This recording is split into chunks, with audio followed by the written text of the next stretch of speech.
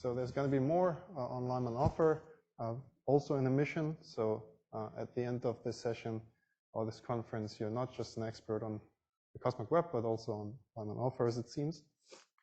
So like particularly on the first day, we talked about how we observe the cosmic web, and we heard about two approaches, right? So we can just use our galaxy clustering, just our galaxy distribution, and then we infer the distribution of filaments very indirectly, but we cannot really trace the gas. Another approach, if you actually want to trace the baryons, particularly the neutral hydrogen, right? You can use Lyman-alpha absorption and then reconstruct the neutral hydrogen density field, right? So the problem there was that you have a rather sparse sampling because you're limited by the amount of background sources that you have, which have to be very bright, and they're sparse. So here is reconstructed density field on the scales of tens of megaparsecs, right? So depending on what you want to reconstruct of the cosmic web, if you're actually interested in filaments, yeah, you get over densities of neutral hydrogen. You don't really resolve filamentary structures as such. So then the alternative would be to move to Lyman-alpha emission. And of course, the question is whether that's not too faint, which is one of the questions I want to answer today with simulations. But here you just see the difference in scales, right? So here, so this is on the smoothing of megaparsecs, right? But if you actually move to Lyman-alpha emission, you see, or you potentially could see, right, like the CGM of individual galaxies, Lyman-alpha halos, Lyman-alpha blobs, and also the filamentary structures and the inflows into the CGM of these galaxies. So I want to talk in this talk about the modeling with simulations, the Lyman-alpha emission and the rate of transfer, and how that maps to the observability of the Lyman-alpha cosmic web. So yeah, let me try to rearrange this a bit, given that we already heard quite a bit of Lyman-alpha rate of transfer and its modeling. So let me just state that there's lots of potential, right, for this. So you can use this as a just for your cosmological, for constructing a redshift survey, and then do cosmological constraints, right? You can use at the spectra, as we've seen a lot, right? So, and then the peak asymmetry might tell you something about the ice and structure, as we heard, but potentially also about the IGM, right? Like the IGM is also a large-scale outflow in a way that can give you this asymmetry of a peak, which already tells you something about the degeneracies that you have to work with Lyman-alpha. Yeah, and another thing, of course, very hot topic is actually constraining the second galactic medium through the surface brightness profiles and the spectral features that you have imprinted there. But as we've also heard, there's a problem with the resonant nature and the high optical depth that you have for these for this emission line. And then we resort often to, we have semianalytical models, we have analytical models in these shell models, but often we resort to these numerical simulations. So the crash course that I'm going to also keep very short here is that, so you have scatterings, potentially millions of times, of these Lyman-alpha photons as they zip through the universe and are either escaping towards us or are being attenuated by dust. It's not quite a random walk, right? Because additionally, photons carry their frequency, and then what happens is you usually escape in a way by scattering off very fast-moving atoms. As you low and shift in and out of the frame, you have a frequency shift, and as we've seen, the line profile has a strong frequency dependency, and then you drop your optical depth by orders of magnitudes, and then can escape potentially. Right, and then, okay, let me just skip this, right? But given the density, the velocity structures, you get this asymmetry, as we just heard. So then, right, so cosmologically, we can use Lyman-alpha emitters to just construct your redshift survey. But what we're interested in is maybe actually directly imaging the Lyman-alpha cosmic web. And so what you're seeing here, at first hint at the cosmic web, I'll just make this point about extended Lyman-alpha structures. The first one, one of the first ones, is in form of Lyman-alpha blobs and Lyman-alpha nebula, which are very, very large, massive objects that you see the the Lyman-alpha emission on scales of hundreds of kiloparsecs potentially, right? But rather comparably spherical. And then a similar story, but for fainter objects, through stacking of Lyman-break galaxies and Lyman-alpha emitters, where in stacking you then see an extended Lyman-alpha surface brightness. And then individually, you can also see that with integral field spectrographs, such as with MUSE, that you now additionally, you image these Lyman-alpha halos not just individually, but you also see their spectral structure now, because you take a spectra for each of these pixels. So what that means is then, hopefully, right, we can say something about the density structure and the kinematics eventually, right? And then finally, right, we can, integrating a lot of time on a field of view, we can maybe get to the point where we actually individually map these faint filaments on the scales of hundreds of kiloparsecs, more than 10 billion years away. Right, but I would also argue that potentially we already see something like a hint of the cosmic web or the large-scale Lyman-alpha emission environment in the radial profiles of these objects here. Right? And this is something that we've simulated in the past, which are just stacked Lyman-alpha halos on roughly out to 50 kiloparsecs, or make it 100, 200. And what you see in the radial profiles is that they flatten out, which is in the last years something that has been found in observations of multiple different surveys. And so the question then for starters is, right, like why do these profiles flatten, which is the question I want to get back to in a second. So what we're doing is we're taking galaxy formation, our favorite or galaxy formation simulation back in Heidelberg, right, which is TNG50. We also heard about the lossless TNGs quite a bit, and there are going to be other talks about this. So this is just a volume of roughly 50 megaparsec.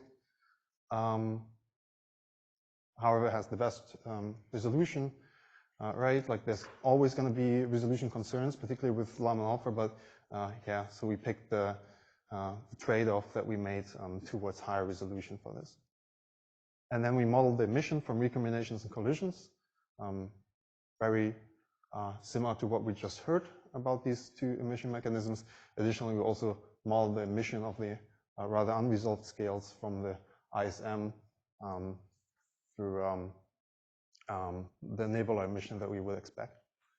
So then we put this into, we also just heard about a radius transfer code called RASCAS, right? So there's dozens of these around, right? We have our own that we run on this von Neumann tessellation of the underlying simulation on the overall simulation volume.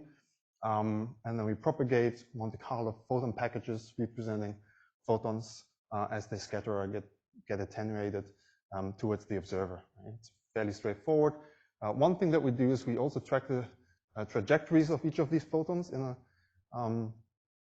a rather efficient way, so we can actually quantify the impact of the radius transfer to some extent. So another thing that we do is, like in the ISM, right, because we don't properly resolve that, of course, is that we have to rescale luminosity in a way physically motivated by the existence of dust and this complex radius transfer there. And the way that we do this in the end is basically calibrating against the luminosity function at a given, at this redshift. And we focus on the cosmic web here at redshift 2. So then we can do a consistency check with other observables for this Lyman-alpha emitter population that we calculate the luminosity function for, such as the escape fraction of Lyman-alpha as a function of stellar mass and the equivalent width distribution. They give us a reasonable match. It's just a sanity check before we move on to the spatial distribution, which we're interested in. Right? So here's a few zoom-in regions of the simulation. Right? We do this for the whole simulation box, but just to give you an impression, on the left 4 panels you see the emission, the physical properties shaping the emission and the scattering of photons. Yeah, maybe just let me. If you look at this panel, the 4th panel. This is the column density of neutral hydrogen, right? So if you pay attention, we saw a few shapes of the line profile of the Lyman-alpha line, and there were also values given, right? So if you know that at the line center, the the cross-section is roughly 10 to the minus 14. You multiply this by 10 to the 18 and more that you get in these filaments here, then you see that you have optical depth of thousands and well, depending where you are in the CGM, 10,000s, 100,000s. So you get lots and lots of scatterings, right? And this is going to be crucial. So then on the very right, you actually see the outcome of this simulation, which is the surface brightness for the simulated Lyman-alpha photons after the radiative transfer, right? And this is what I want to dig into now. So if we take the overall simulation box, we take a slice with a reasonable depth out of it, then we can impose our sensitivity threshold, and depending on that, right, like if it's not too good, then usually what you see is you see these few bright dots representing your Lyman-alpha emitters or Lyman-alpha halos, Lyman-alpha blobs, right? And then, but as you push in surface brightness, you push down, you have higher sensitivity, you see more and more structure, right? And eventually you start seeing actual filaments at 10 to the minus 20 in erg per second per square centimeter and arc second squared.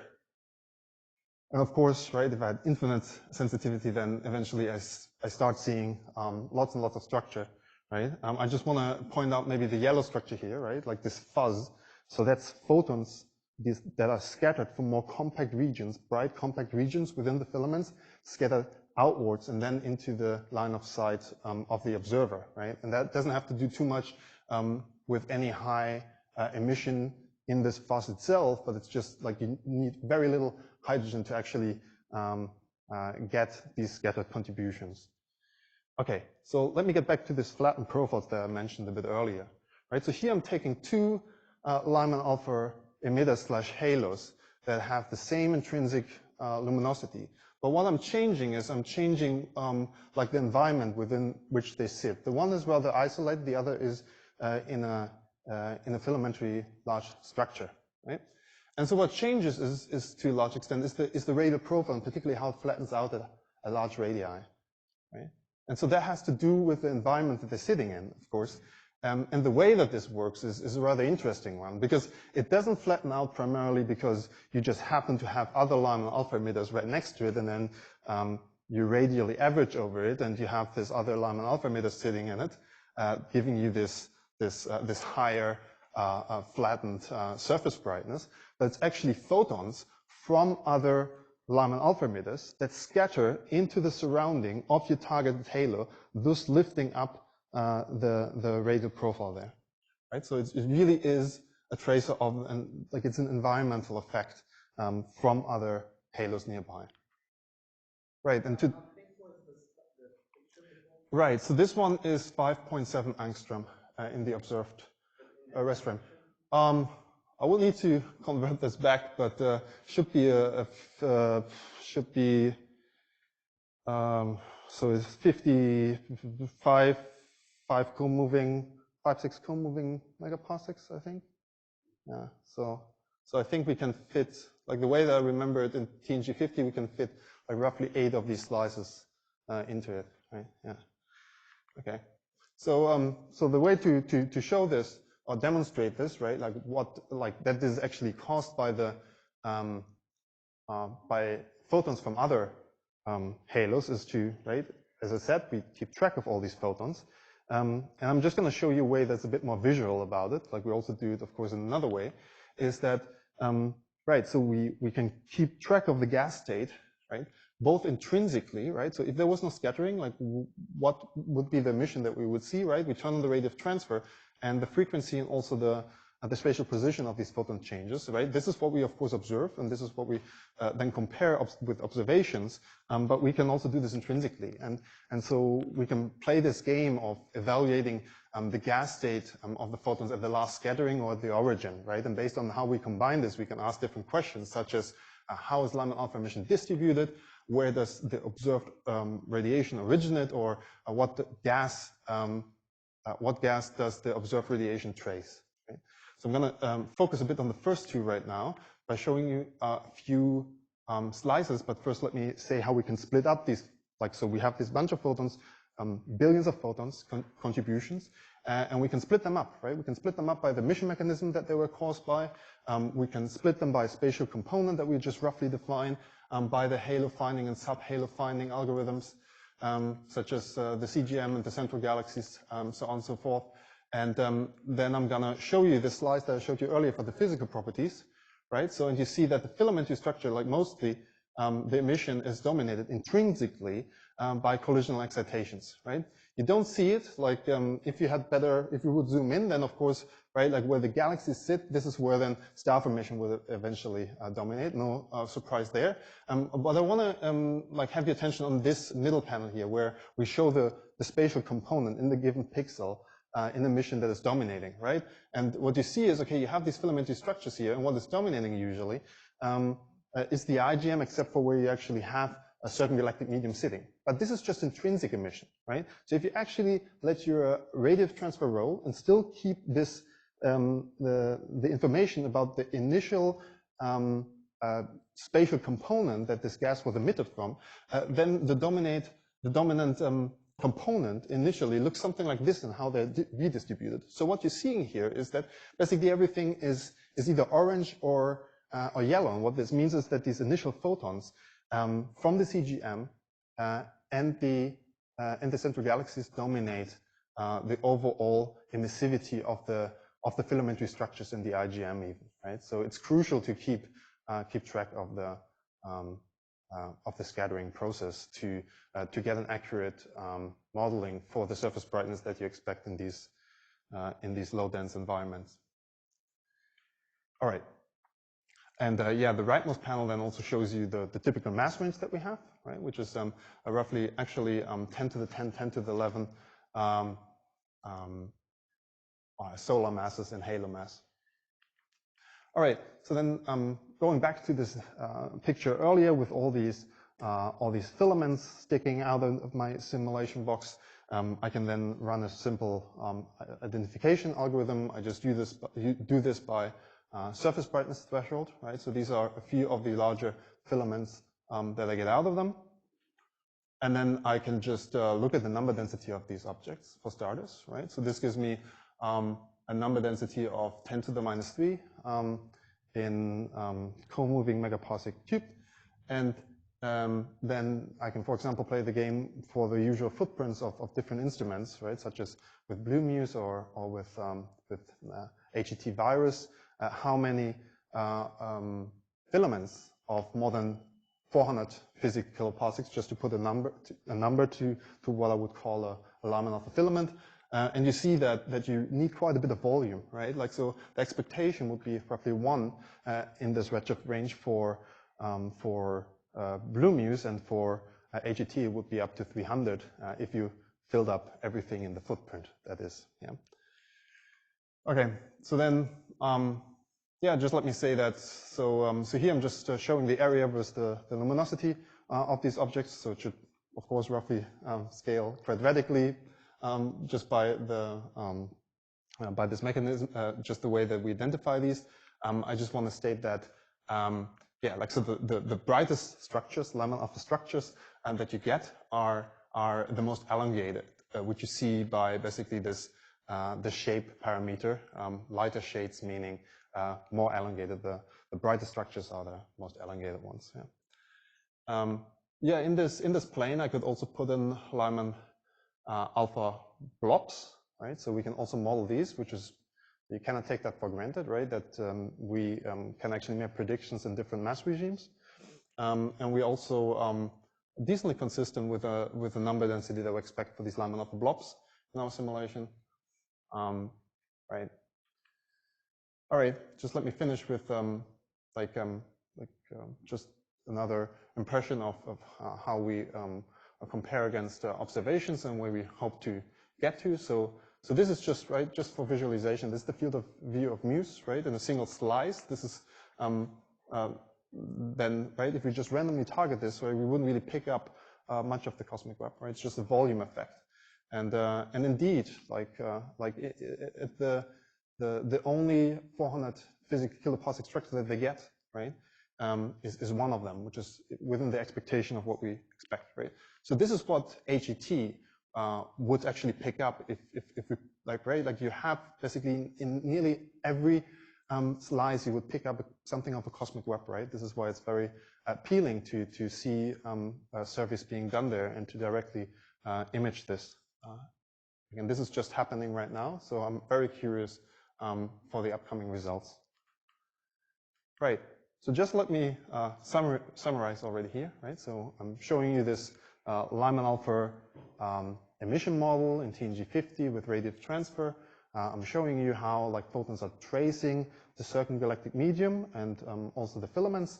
Right, like I'm giving you a rough number density that you should expect, right? Like, and of course, there's lots of space for more dedicated, sophisticated statistical measures in the future. And this then will allow us, right, like also to look at the spectral shapes. This will be constraining, but also to have complementary probes and hopefully enable like really tracing out the environment of Lyman-alpha emitters in the near future. All right, thank you.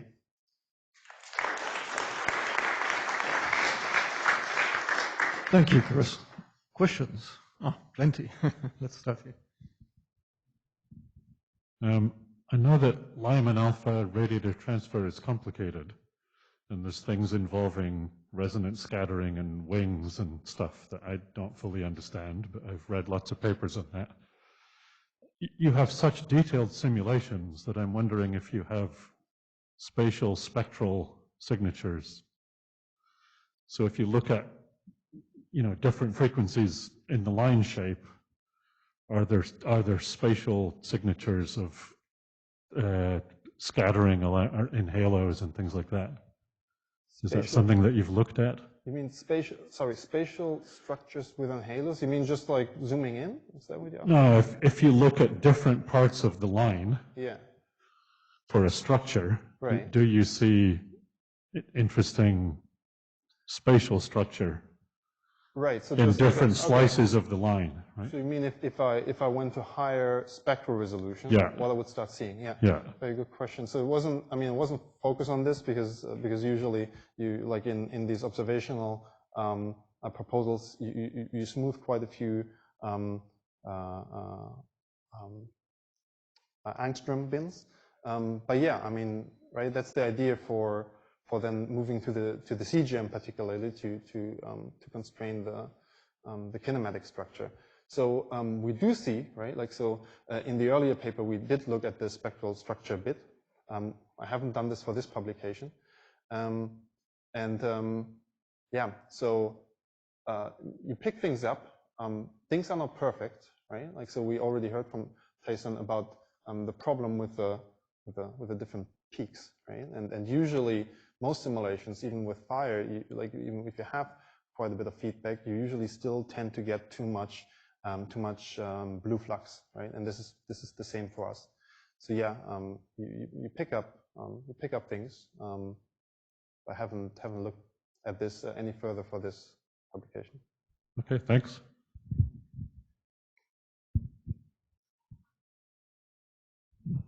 Yeah, I'm sorry if my question is very provocative. I apologize in advance.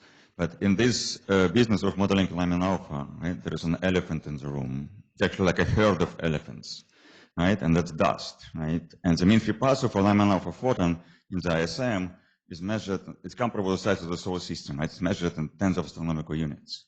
So if whatever your Lyman-alpha transform may actually be sensitive to the dust distribution on scales of tens of astronomical units. Like spatial clustering of dust, and your resolution is like 1,000,000 times short of this.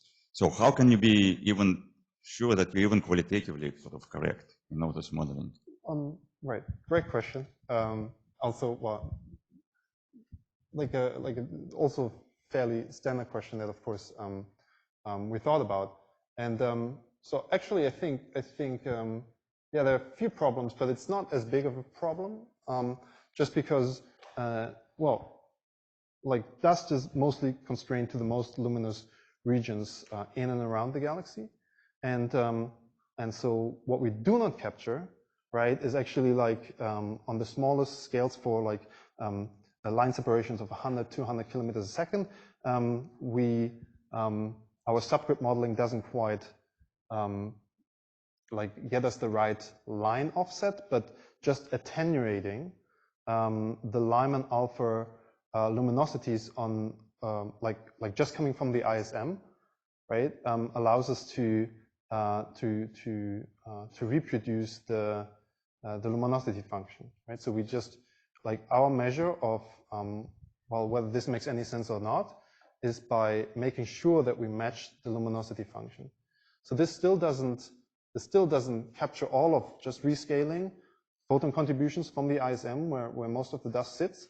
Of course, doesn't solve all the problems, right? Like, so we still, as I said, have minor line shifts that we cannot capture. But like most of this like small scale radiative transfer in the ISM, we just capture by attenuating the Lyman-alpha flux that we put into the simulation from these scales. By how much do you have to attenuate? Like if you attenuate by factor of 10, it's a very strong statement. Like if you attenuate by factor of 10%, probably doesn't go important. Sorry, can you repeat that?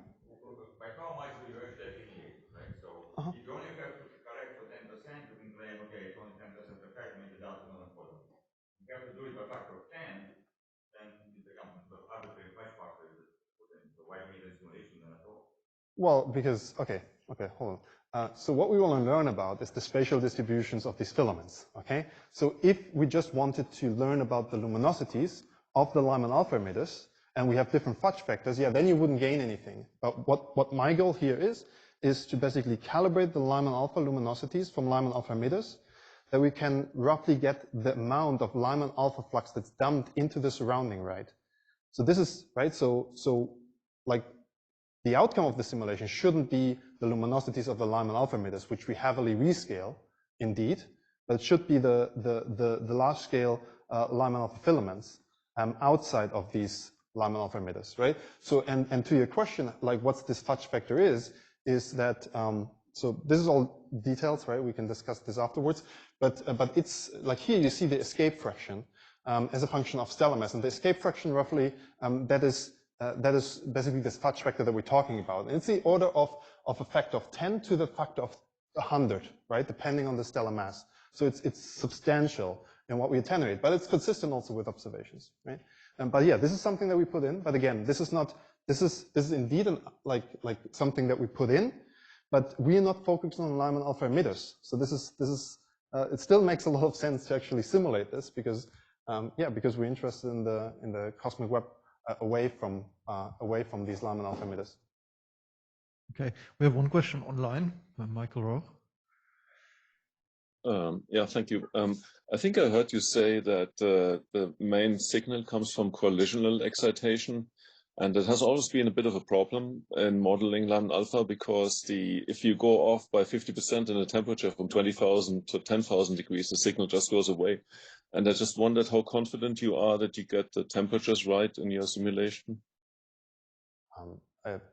Again, you're absolutely right. This has been a claim that, yeah, like you see, you change the, depending on where you are on the temperature, right? Like, so if you're still on the exponential part of the lower bit, then yeah, like, so if you don't get the temperature right, you can get substantially more or less collisional excitations.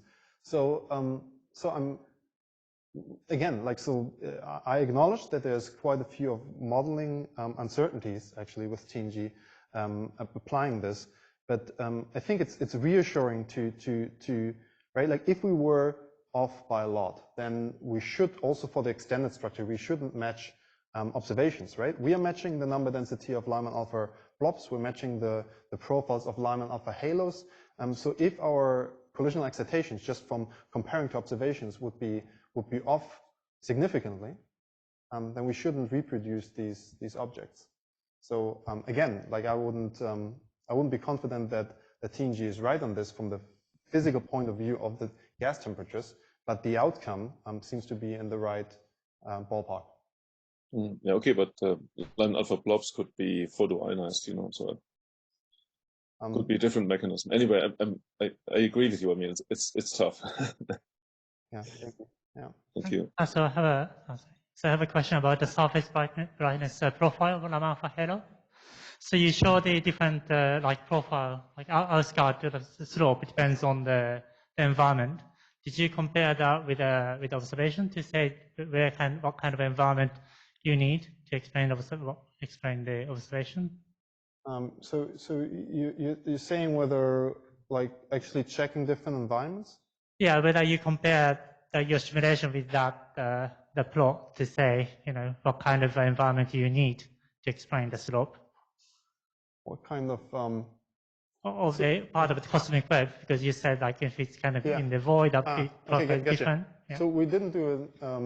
I think this is more on observational studies, right? Actually, to provide radial profiles that are split into this, right? Into different environments. So yes, we can do that, right? Like I could split by Lyman-alpha overdensities, for example, right? And then I should see that this flattening should be different accordingly.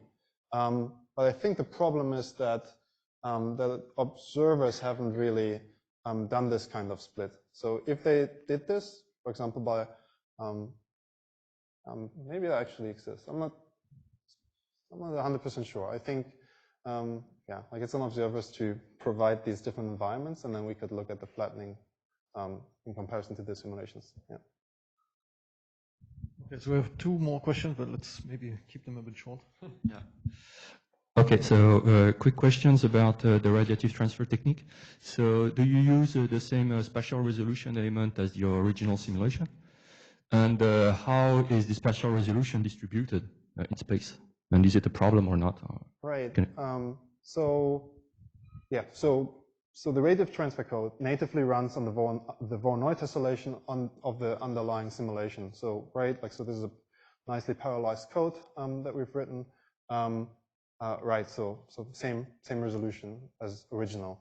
Regarding the resolution, then how it's distributed, right? That's just how TNG or Repro adaptively resolves, and I think we've heard this in the comments from the last talk, right? Is that like most of your resolution elements is in the galaxies. So the circumgalactic medium, right? If you want to have any neutral hydrogen clumps whatsoever, then there's definitely potential for improvement. Okay, the last question, I think here. Yeah. Yeah. So you mostly showed the results for redshift 2 and 3, but I was just curious about higher redshift. Do you have any insight, like 4, 5, 6? Yeah. So this analysis we have, we have also run it. So this is a redshift. This is a previous publication was a redshift 3. We now moved to redshift 2, and of course for the cosmic web we also ran this at redshift 3. There wasn't too much evolution, but yeah, we just evaluated these two redshift slices, 2 and 3. We didn't move to higher redshift. Yeah. Okay, so thanks a lot. Let's thank all the speakers of this session once again.